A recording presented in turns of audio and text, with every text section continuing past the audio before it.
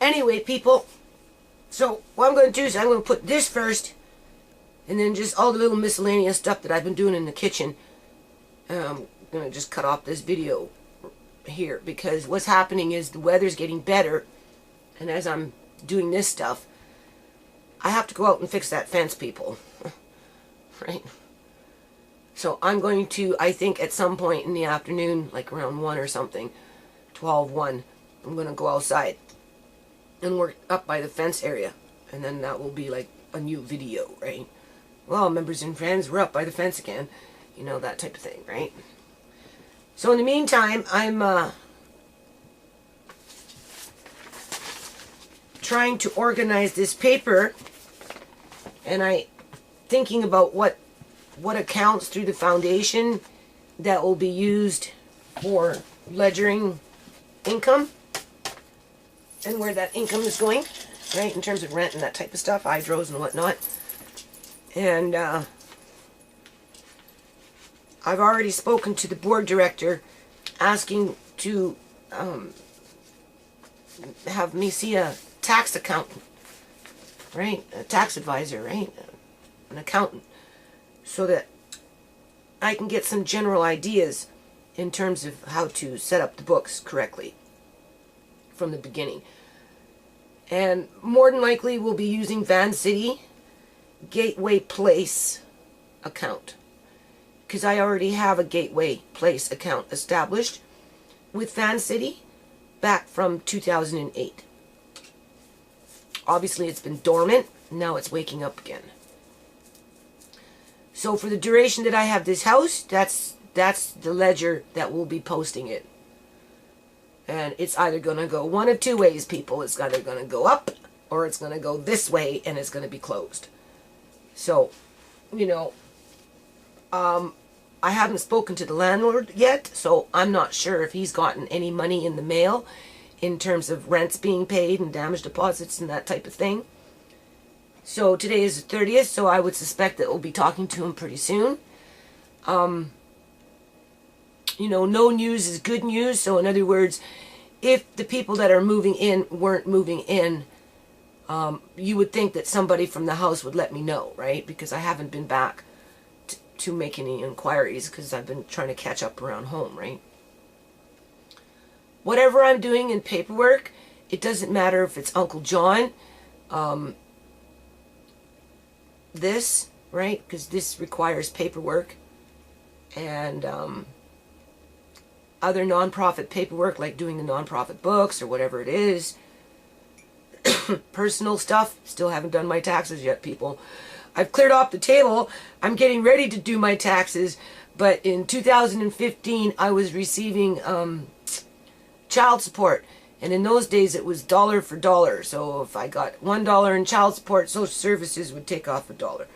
So for 2015, social services only gave me about $7,500, and the rest of it was in child support. So I have to add up each month, calculate it. That's what's holding me back. It's not that I don't know how to do my taxes. They're pretty straightforward. There's nothing fancy about them. But it's the fact if I have to go back into my bank statements and pull out those numbers and write them all down and da-dee-dee-da. I think I actually have a printout when I was being audited in 2016 in terms of maintenance, child support, right? And so anyway, maybe I'll find that as I sort out through my papers, right? Because, like, again, I'm working on Uncle John stuff. I have a lot of receipts and stuff I have to sort out. I'm always asking for help with my kids, but it's really hard for us to come together and just do it, right?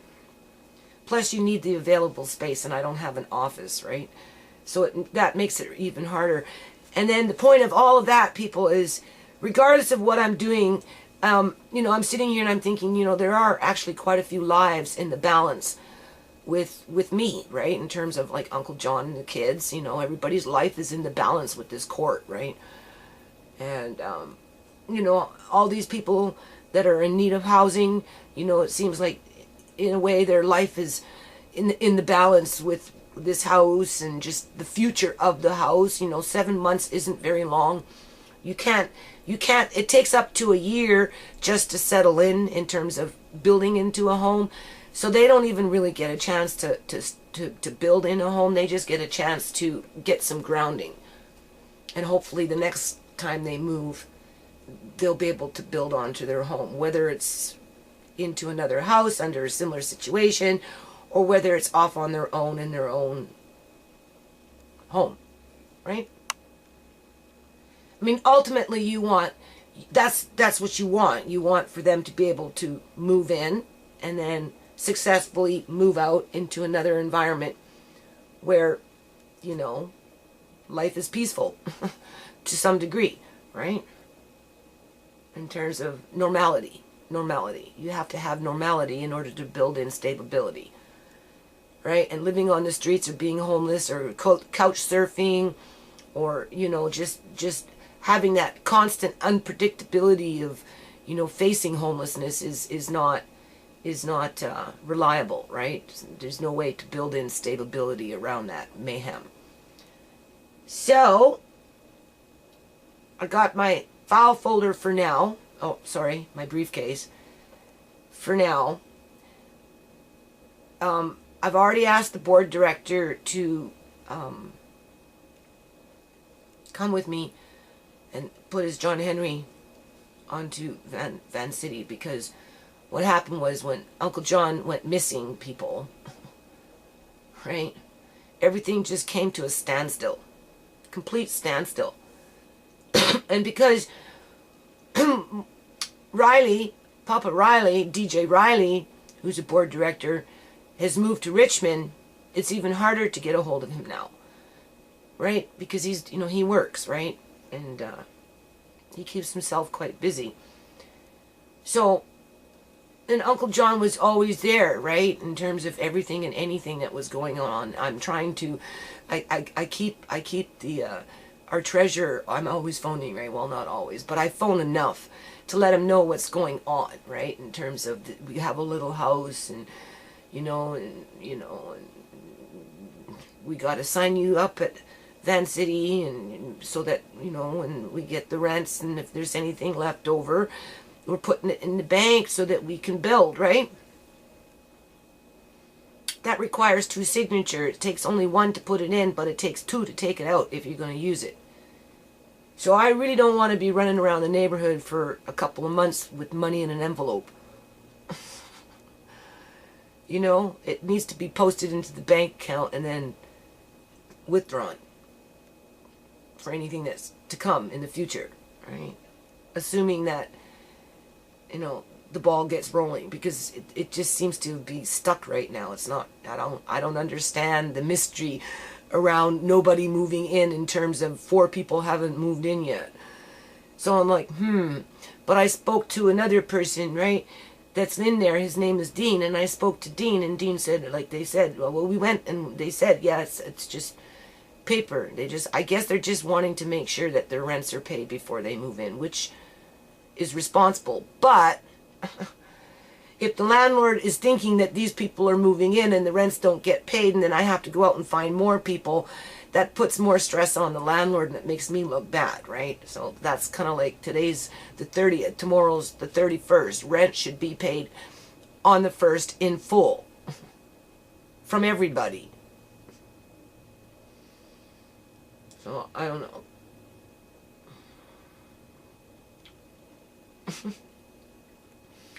I'm trying not to worry about that, right? I'll go find out more later.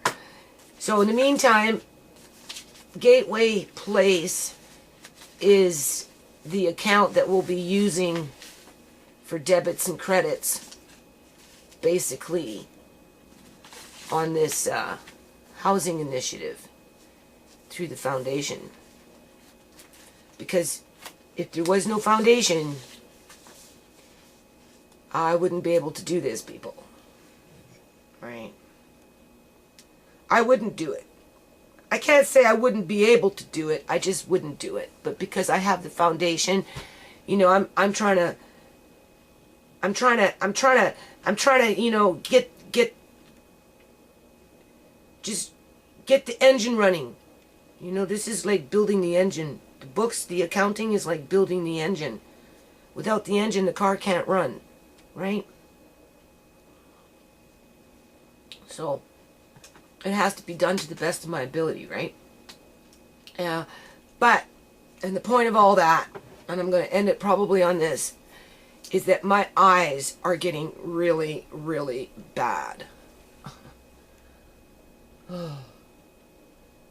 So it makes everything so much harder when it comes to looking at this stuff, because it's paper, black on white. And then when you start getting like this, it gets really hard. And then if you start working on web pages and you've got the bright light into your eyes and you're like this with the HTML, it gets really hard. So, you know, right now it's not really hard. I asked Ashley to help with the books. So she said she would. She said she would. So I have to set up the initial system. Ideally, what I would like is to have a computer with a program in it where you can just type in the numbers. But I don't have anything that's viable at this point. So it all has to be longhand, right? Everything has to be longhand. You should technically have a hard copy in longhand anyway, right? Because computers are easy to manipulate, right? Numbers are easy to manipulate. So, besides that point, there's advantages to computers. So I guess I'm going to have to go outside today at some point. I don't really want to, people. And start picking at this fence. My son said he'd help me a bit on the weekend, but I have to get it started, right? And I'm going to grab a couple of bins for my daughter to wash her rocks outside. And I'm going to see if I can find her a water hose. Right? And maybe a rack or something so she can spread them out. I have like a screen. You can have a screen. She finds some nice rocks, but she needs to stop washing them in the house. She can fill up a bucket of warm water with some soap and take them outside and wash them outside. Right? I like rocks, people. They're good for decoration. They're good for weed control. Right? They're good to keep cats out of things.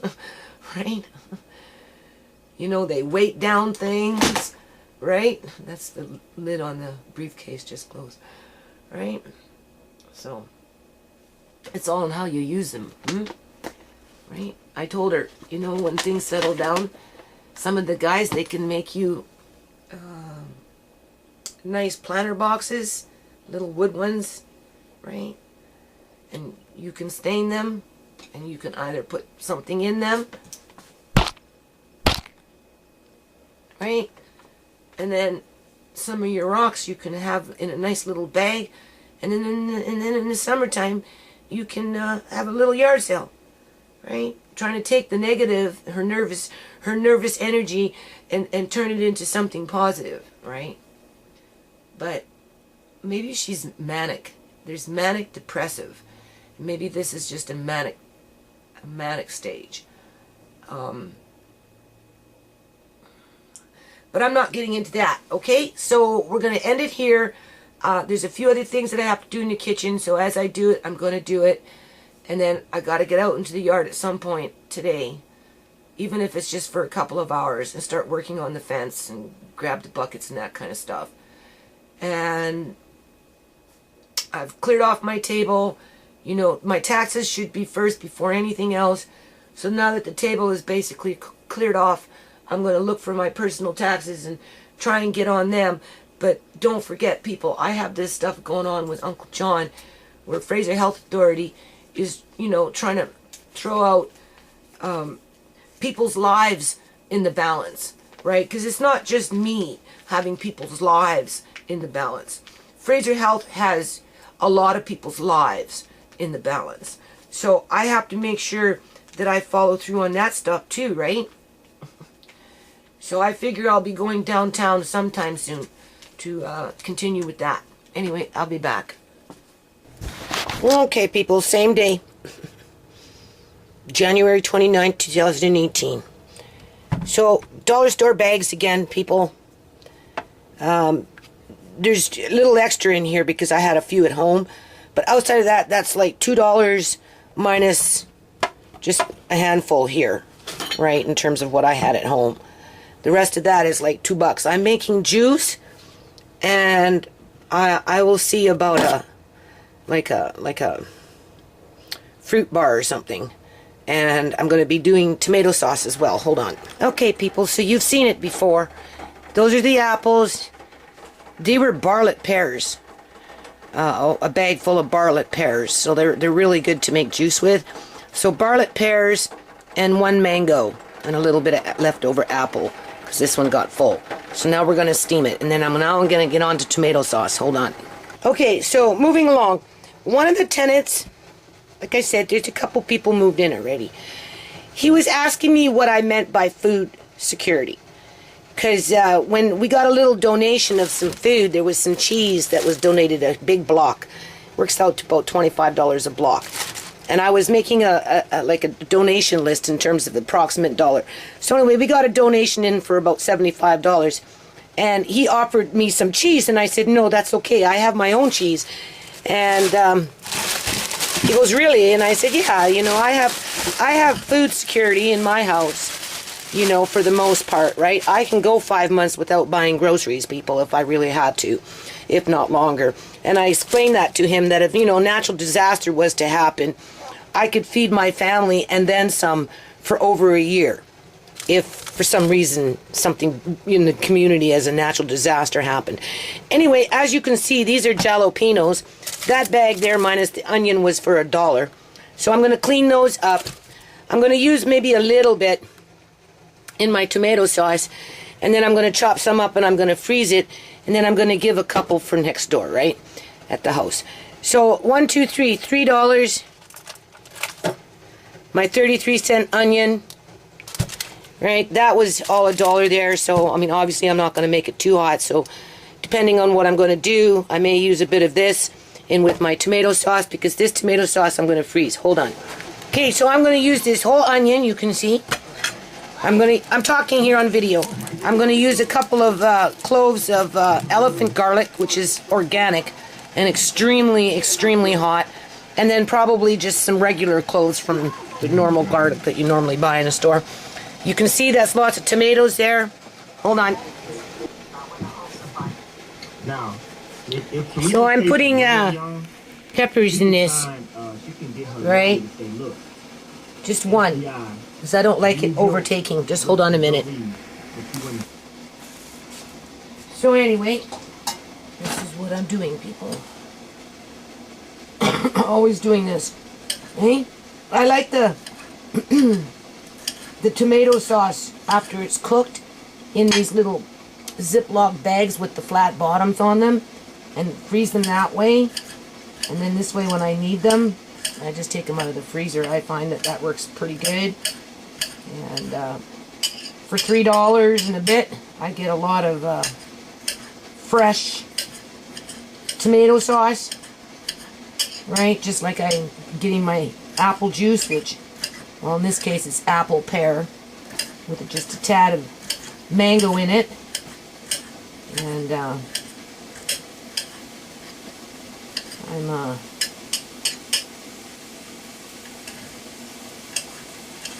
trying not to have a nervous breakdown here. That's what's happening. Right?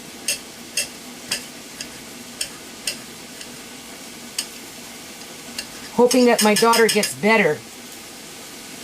Because if this doesn't work, people, I don't know what's going to work. Nothing will work. Right? Because there's nothing else out there for her. That's the thing. This either works or it doesn't work. Right?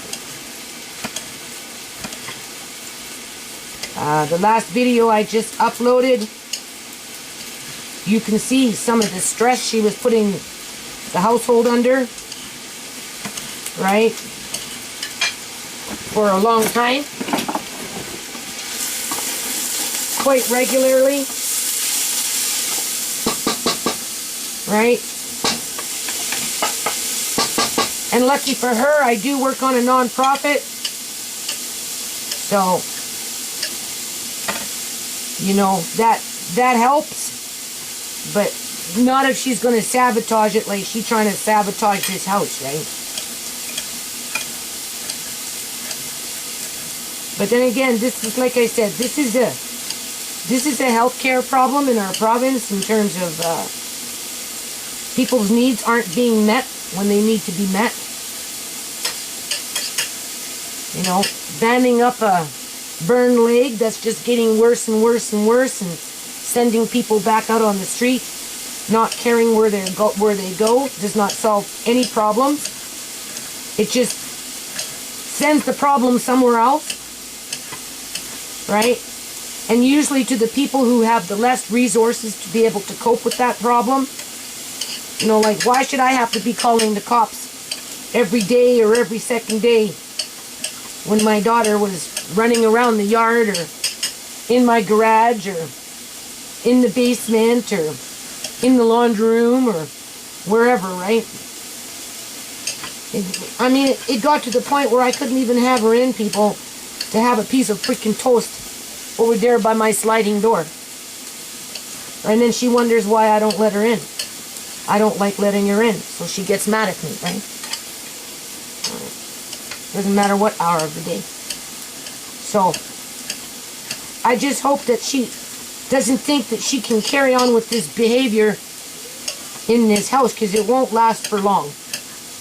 I won't have a choice, right?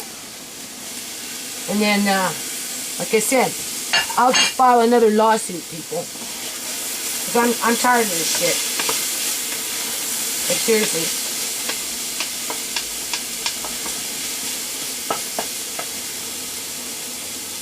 It's not fair to my kids. It's not fair to my grandson. You know? Neighbors don't need the stress. Right?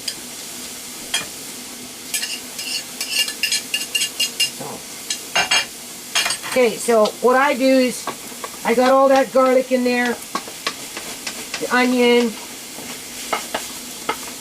In this case, I just used a discounted orange pepper. And now I'm going to start putting these tomatoes in.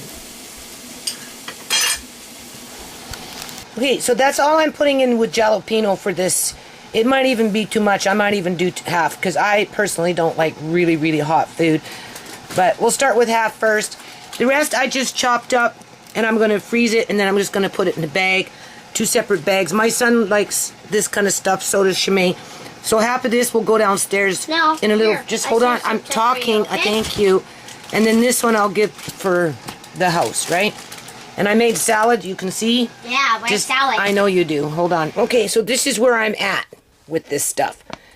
Obviously, I made the salad, so that's in the fridge. And then there's actually 3 bags, but I gave 1 bag to the house over there because yesterday I dropped over a bag of tomatoes for $1. But obviously I bought my own and I made sauce, right? So these 2 here are going in the freezer. I like them. When I want to make like stuffed green peppers or something, it's really, really good. And then I'm gonna, well, actually, so this here is for my son downstairs, and I dropped 1 off at the house with 1 bag. And then my son gets 1, and he'll have that, because he's gonna have that for dinner tomorrow, or to cook something. I still have a few tomatoes left because there's something else I want to do. These 2 are gonna go in the freezer, which I'm happy with. Okay, that's a lot of food. And then, this is my juice. I haven't put the sugar in it yet. Hold on a minute, people. Okay, so I tasted it. Normally, I don't ever have to put no more than a half a cup of sugar in that amount of juice, which is pretty good. And even then, a half a cup might be too much. This one has pear in it, so it's a little more milder. So what I do is I go half, like the quarter cup, right? So you do a quarter cup first, right? And just stir it around, you know? It's still a little warm. This is really, really good stuff, people.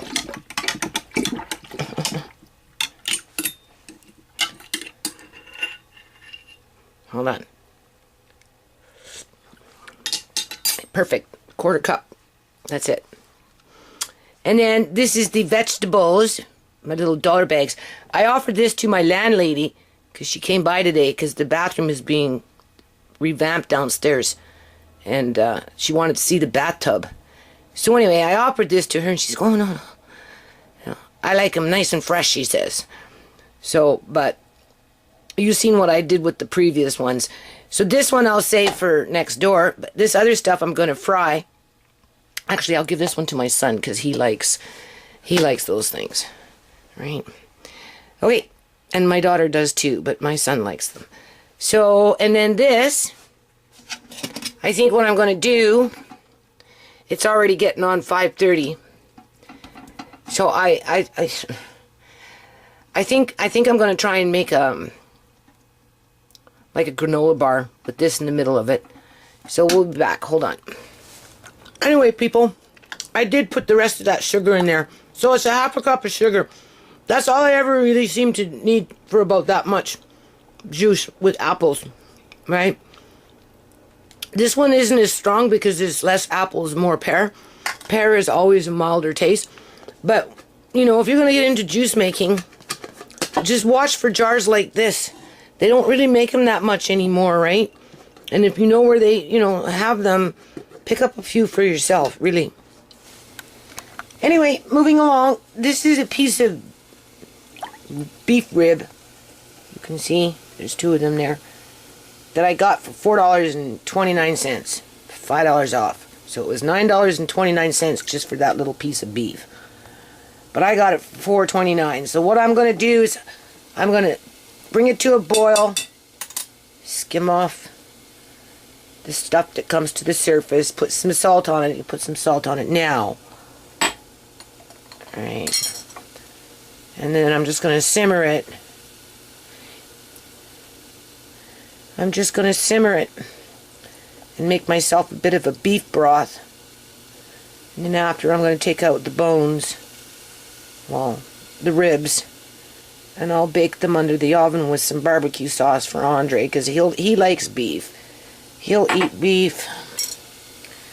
Hold on. Okay, so this is what I'm doing. It's like 9 o'clock at night. Anyway, this is 2 trays, you can see, right? And then 1 cup butter, 1 cup margarine, 2, what are we going to do here? 2 cups packed brown sugar. I'll mix it all up. Hold on. So after you blend your margarine and butter and brown sugar, then you just put it in with your flour. It's 3.5 cups of flour, 3 cups of oatmeal. This is double batch. 1 teaspoon of salt and 1 teaspoon of baking soda, which I use non-aluminum baking soda. And then you just start mixing it up. This is your basic base for, what do you call it? A date square. Only I'm not putting dates in the middle of it. I'm going to put this apple stuff and the pears with some cinnamon and maybe some cloves. And then you grease your pan too, right? That's butter. Okay, so making this quick, you bring it to like a little crumbly, right? You just keep mixing, mixing, mixing so the flour incorporates into the butter and the brown sugar. And then you sprinkle half and half on the bottom and you put your in the middle, and then you put, so only half of this goes between the 2 of them. Hold on. Okay, so this is the straight up apple. I spread it across the tray. You can see that crumb is underneath that. And now this is cinnamon in a little sieve, and I'm just going to shake it on. I added 1 cup of sugar to the apple that I had. So we're going to give it a fair amount of a fair amount of cinnamon. Wandering eye. And then I think I have crystallized. Hold on a minute. Okay, I got it now. I have crystallized, do you see? This is Punjabi sugar.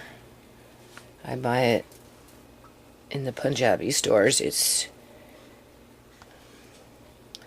unrefined, what